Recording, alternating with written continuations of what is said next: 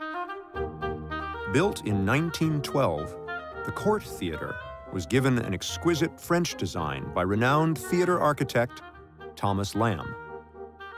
The Cort Theatre is a spectacular building, and the only theater on Broadway that you really can trace the design to a specific European precedent.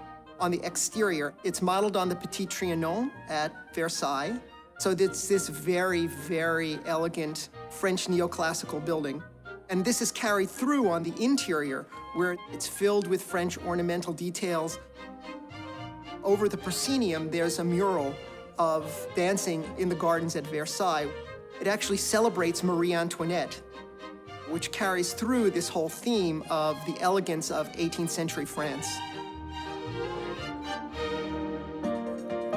The theater was built by Broadway impresario John Cort, who, having helped create the theater syndicate run by Mark Claw and Abraham Erlanger, later fought it. Called a lucky house, the Cort was home to many hits. Taken over by the Shubert brothers in 1927, its winning streak continued. The 1950s brought a string of notable productions, including the Pulitzer Prize-winning drama, The Diary of Anne Frank. It's a story of a young girl who is hiding with her family during World War II, trying to escape the Nazis.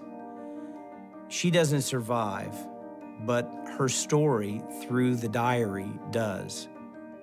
And it has become a classic of the American stage.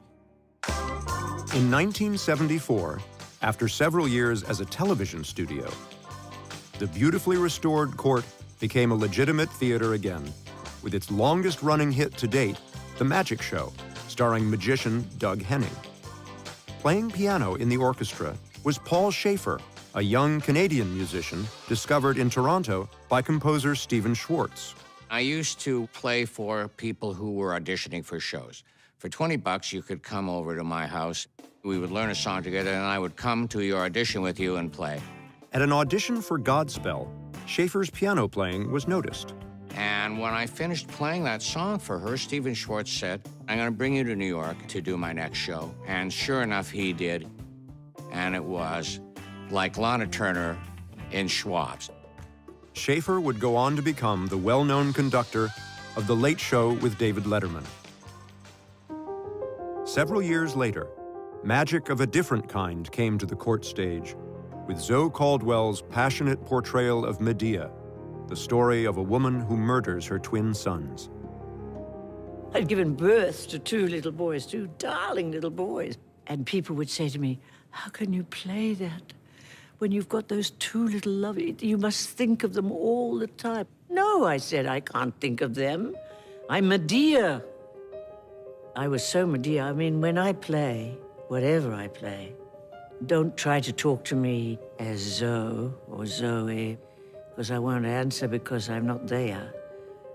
I'm inside that woman. It's the only way. It's tough on the kids. It's tough on the husband. It's tough on the dogs. But if you're going to act, you better act that way. Extraordinary thing, acting, isn't it?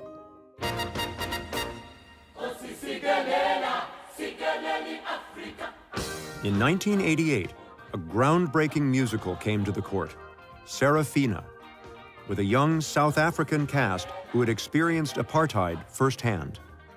It was still in that era when South Africa was facing the change, the shift away from apartheid and toward freedom.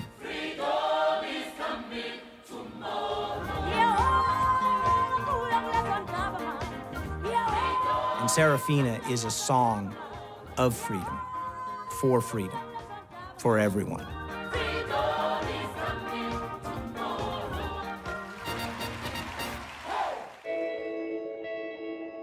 With its provocative mix of new works and classic revivals, the Cort remains a vital part of what keeps Broadway relevant. The shows are getting better and better, I think. Keeping up with the times. Everything is contemporary, as it should be. Bringing in a younger crowd to the theater. So I think Broadway is doing exactly what it's supposed to be doing.